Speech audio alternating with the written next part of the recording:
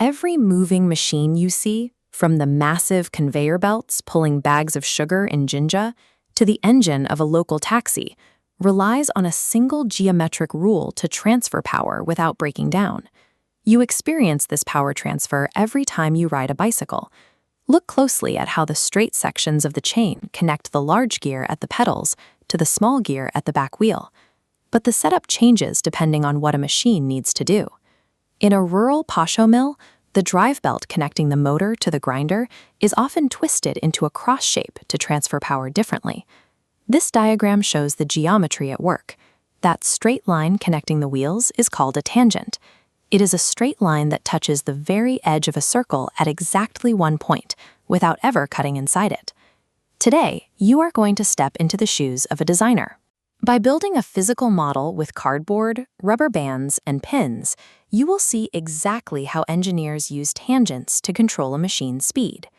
Step 1 is to draft your wheels. Use a compass to draw 3 circles of different sizes on corrugated cardboard, then carefully cut them out. Take your time with the scissors. If you cut the wheels unevenly by just guessing freehand, you will destroy the true point of tangency, and your rubber belt will slip right off. Next, mount your 3 cardboard circles to a flat baseboard. Arrange them in a triangle formation and use drawing pins through the center of each one to hold them down. Make sure you don't push those pins in too tightly. You need to leave a small gap between the pin head and the cardboard so the wheels have room to move. A perfectly round, freely spinning wheel is the mandatory physical foundation for your model. Without it, no geometric power transfer can happen. Now let's connect them. Take a rubber band and stretch it completely around the outside edges of your largest wheel and one of the smaller wheels. This diagram illustrates what you've built. When parallel lines connect 2 circles at their top and bottom edges, it's a common external tangent. Because the belt stays outside, the wheels are locked together, forced to turn in the exact same direction. Test it out on your model. Give the large cardboard wheel a spin and watch how the smaller wheel follows suit right alongside it. This is exactly how a boda works. The drive chain acts as a common external tangent, connecting the engine to the rear wheel. Whenever an engineer needs to transfer power in parallel and keep all parts moving in the same direction, a common external tangent is the solution. For the third wheel, we are going to change the geometry. Take a second rubber band, twist it in the middle to form a figure 8, and stretch it between the large wheel and your final small wheel. Look at this crossed configuration diagram. When lines connecting 2 circles cross in the middle, forming an X, it is a common internal tangent. Because the lines cross, the force applies to the opposite side of the second wheel, completely reversing its rotation. Spin your large cardboard wheel again. You'll see the wheel with the straight belt going forward, while the wheel with the crossed belt goes backward. That reverse power transfer is the exact reason older factory machines and rural pasho mills use a crossed belt.